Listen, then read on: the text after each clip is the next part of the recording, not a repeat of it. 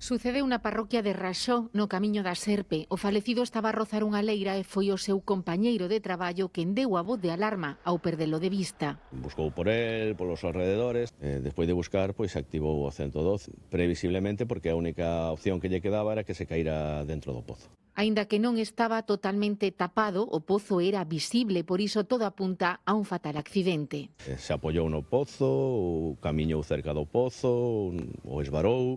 O rescate foi complicado e nada se puido facer por salvarlle a vida. O falecido era veciño de Pollo e tiña pouco máis de 50 anos. O pozo ten unha altura considerable e aparte tiña bastante altura de auga. Auga mínimo uns 4 ou 5 metros de auga.